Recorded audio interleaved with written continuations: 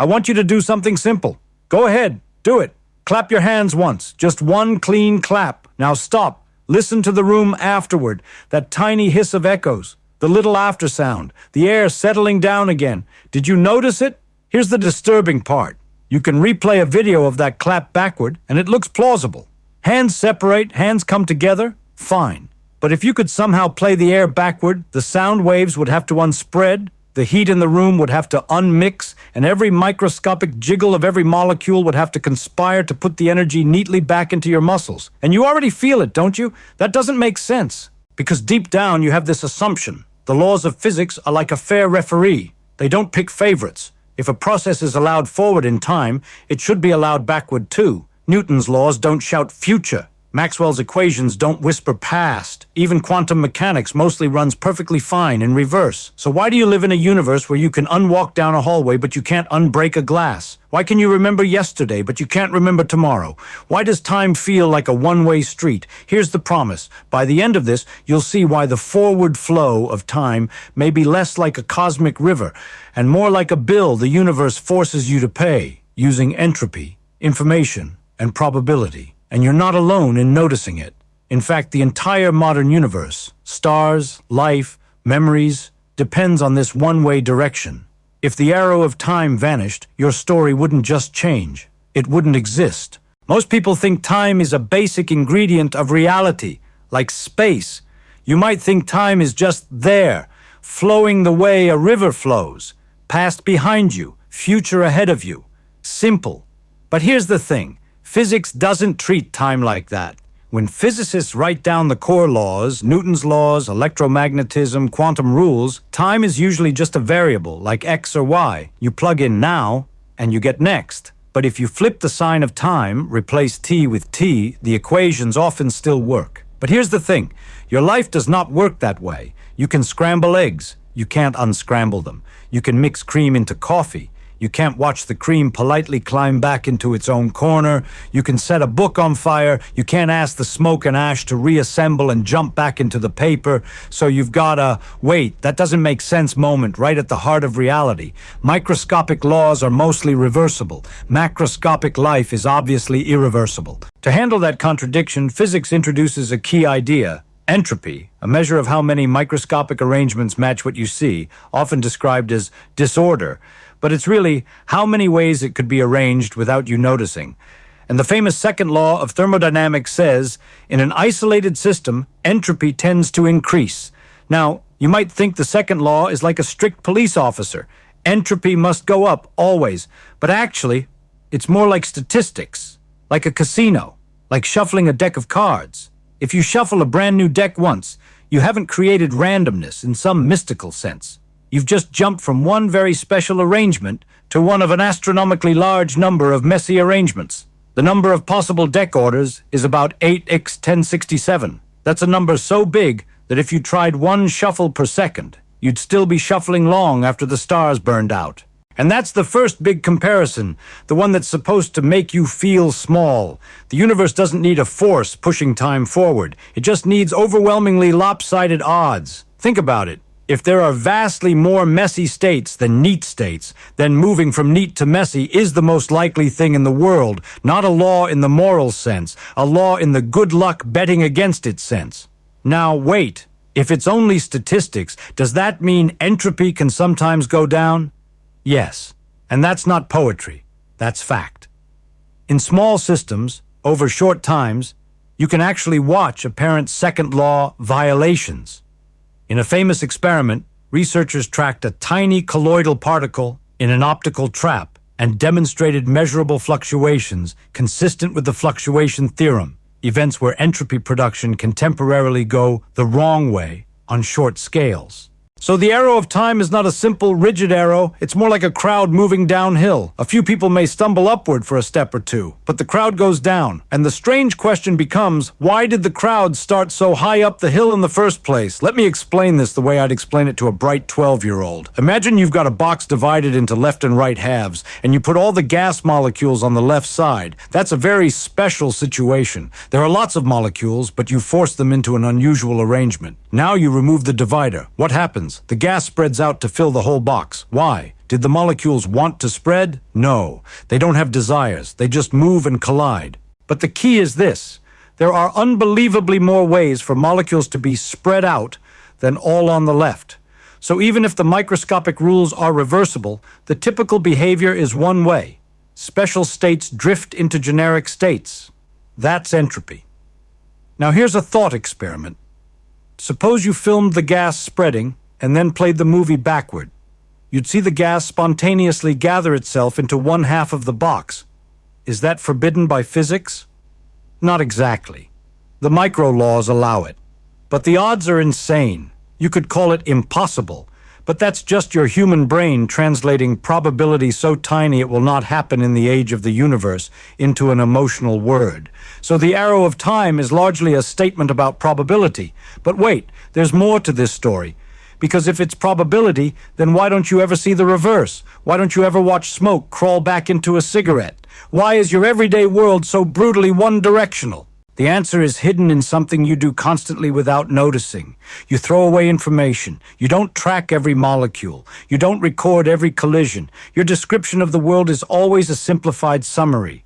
That brings us to a second term, coarse graining, meaning you describe a system in blurry, big-picture terms, not with microscopic precision. Coarse graining is like looking at a movie as a whole scene, not as a list of every pixel. And once you coarse grain, irreversibility appears, because the micro details you'd need to reverse the process are gone from your description. Now, some of you might be thinking, okay, so time's arrow is just ignorance. That's close, but not quite. Ignorance is part of it, but the universe also has a deeper rule. To store information, you need physical resources, and changing information has a cost, which leads to an astonishing idea. Information is physical. Now here's where it gets interesting. In the 1800s, James Clerk Maxwell imagined a tiny creature, later called Maxwell's demon, that could sort fast and slow gas molecules, seemingly decreasing entropy without paying a price.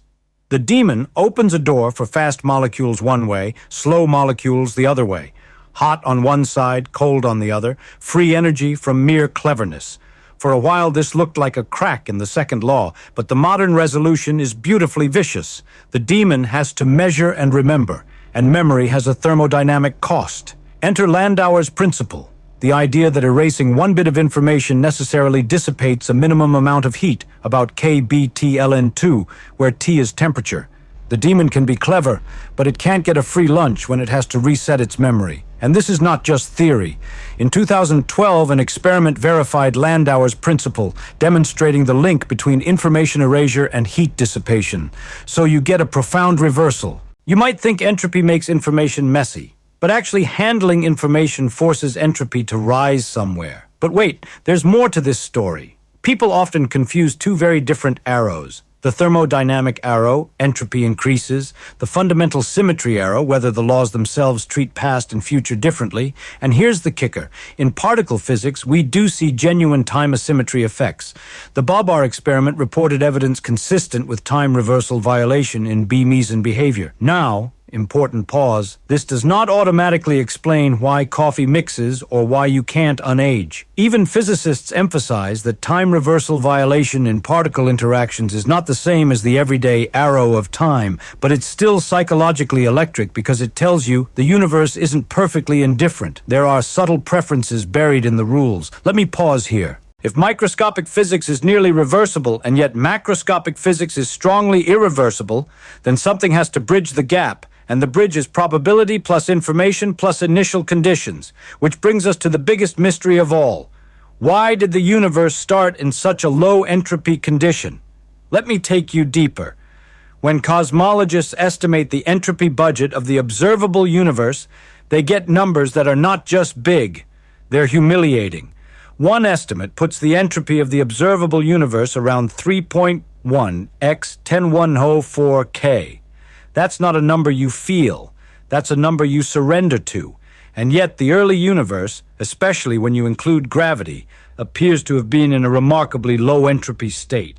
That low entropy beginning is what allows entropy to increase, which allows free energy gradients, which allow stars to burn, which allow chemistry to run, which allow life, which allow memory, which allow you. So the arrow of time may be less like a law and more like a historical fact. The universe began with a strange kind of order, and everything else is the relaxation of that initial condition. Now, some of you might be thinking, so is the arrow of time just a cosmic accident? Maybe. Here are competing ways people think about it. The universe simply started in a special low entropy condition, and that's a foundational boundary condition. There is some deeper theory of the early universe that makes low entropy natural, not miraculous. The arrow of time is tightly tied to the creation of records, correlations. So what you call past is literally the direction in which reliable records exist. Here's something even stranger. Your sense of time, your psychological arrow, is built out of physical correlations in your brain and environment. A memory is not a ghost. It's a physical arrangement of matter that encodes information, which means your experience of time depends on the thermodynamics of storing information. This is not poetry, this is fact. And it also means there's something you don't get for free. You don't get to remember the future because a memory of the future would require a fantastically fine-tuned correlation that is fragile to tiny changes. The future has not been written into stable records in the same way the past has. What we don't know, honestly, is the ultimate reason the early universe was so low entropy. That's still one of the deepest problems connecting cosmology, gravity, and statistical mechanics. Admitting that isn't weakness, it's the point. The arrow of time is a solved problem in everyday practice and an unsolved problem at the foundation. Now zoom back down from the universe to your morning. You wake up, and without trying, you know which direction time is going. Your phone battery is lower, not higher. The coffee is cooler, not hotter. Your face in the mirror doesn't reverse itself into yesterday's face, and you might think that's just life, but it's physics. When you remember something, you are doing a thermodynamic act. You are carving a pattern into matter, into synapses, into files, into ink. You are making the present correlate with a past event.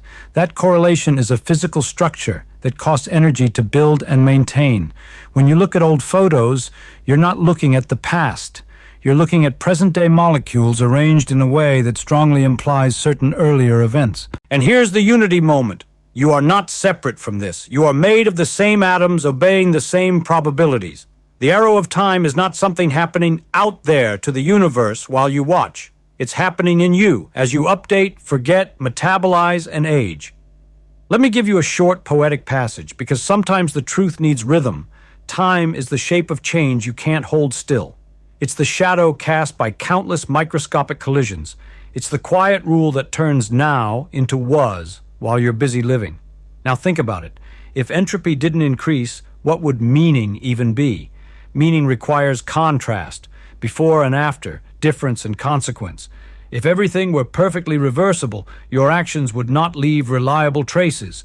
Your choices would not write themselves into the world. Past, present, future becomes, in a very real sense, a story written by the universe's ability to keep records in one direction. So the disturbing part, irreversibility, decay, the fact that you can't go back, is also the condition for memory, growth, and learning. So what does this mean for you? First, it means the arrow of time isn't just a countdown to loss. It's also the engine of possibility. The same one-way flow that makes you age is what makes it possible for you to learn, to build, to create, to leave traces. Second, it means you should stop thinking of entropy as a villain. Entropy is the bookkeeping of what's typical. It's the universe refusing to subsidize miracles. Here are practical takeaways you can actually use. Treat attention like low-entropy fuel. Build better records. Respect irreversible choices. Use the arrow instead of fighting it. This is the most remarkable thing about the arrow of time. It's both the reason nothing stays and the reason anything happens. Let's summarize where you started and where you ended up. You started with a clap, a simple event, and the disturbing realization that the universe doesn't rewind in real life the way it does in a movie. You saw that microscopic laws are mostly reversible, yet your world is not. Then you followed the thread: entropy, probability, coarse graining, information. You even saw that particle physics reveals genuine time asymmetry in certain processes. And now you're standing in a stranger place, realizing that your memories, your identity, and your meaning ride on the same statistical slope the whole cosmos slides down. Now I have a question for you, personal and specific. If you could reverse time for exactly 60 seconds, one time in your life, would you use it to undo a mistake or to relive a moment you didn't appreciate enough? Leave your answer in the comments. Thank you for thinking about this with me.